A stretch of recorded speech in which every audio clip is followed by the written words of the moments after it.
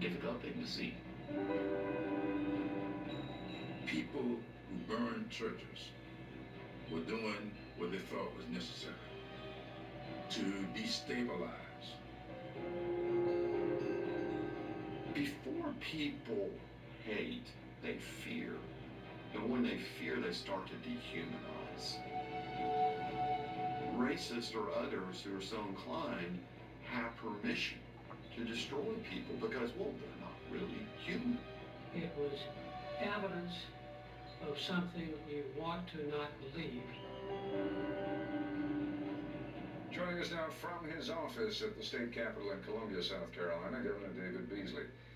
When the President of the United States visits, as he did this morning, I can imagine that in certain quarters there's going to be some resentment. We welcome the President of the United States and everybody in America to stand with us, stand united, to speak out against these church burnings because it's clearly wrong. Do you feel, as you look back now on the debate over the Confederate flag, that maybe you made a mistake? Well, it's a very divisive issue in South Carolina, and the emotions are strong from both sides. And it's an issue that we're trying to resolve and work through.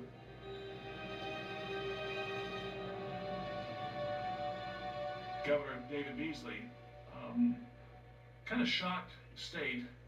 In just a few moments, we will go to the governor's mansion in Columbia live. Seeing the church burnings, the KKK museum, coupled with just the general aura of the flag itself and what it meant to these people and to that people, I thought South Carolina were bigger than this, we're better than this. Thank you for joining me tonight for what I consider to be the single most important 15 minutes I've ever spent with you. Maybe the most important moments we'll ever spend. David and I, pretty good friends. He was being himself. He really genuinely thought there should be a positive movement on the flag. The Confederate flag flying above the State House, it flies in a vacuum. Its meaning, its purpose are not defined by law. And because of this, any group can give the flag any meaning it chooses. Politically, there was no reason I couldn't wait till after the election, but it was just, it needed to be done.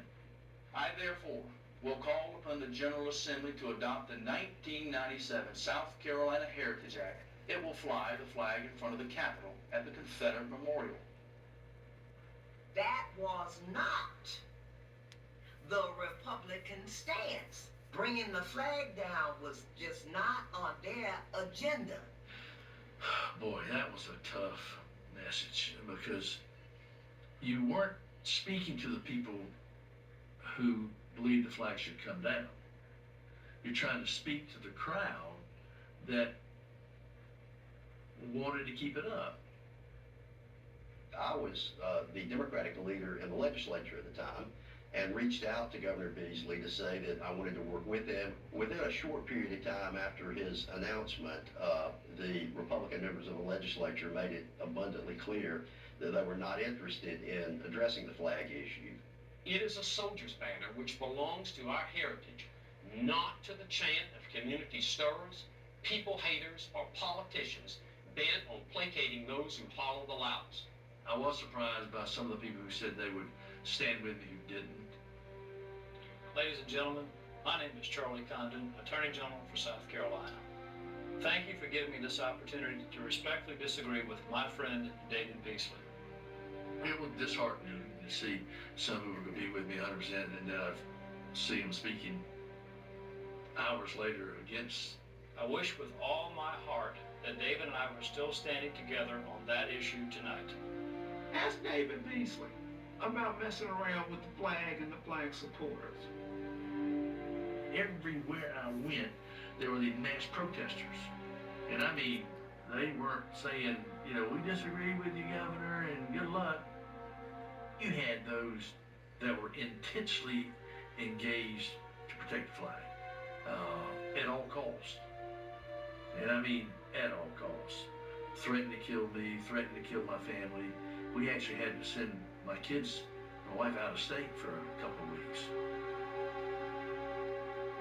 I'm a firm believer that David Beasley lost because of his position on the flag and the flag needing to come down. In politics, timing is everything. And there wasn't time under Governor Beasley for the flag to come down. There wasn't that strong sentiment for it to come down. Sometimes you lose the battle and win the war. And I've always thought that what he did was a good thing. After the election, that night, I brought in my top team and I said, when we did what was right at the right time, did we do it the right way?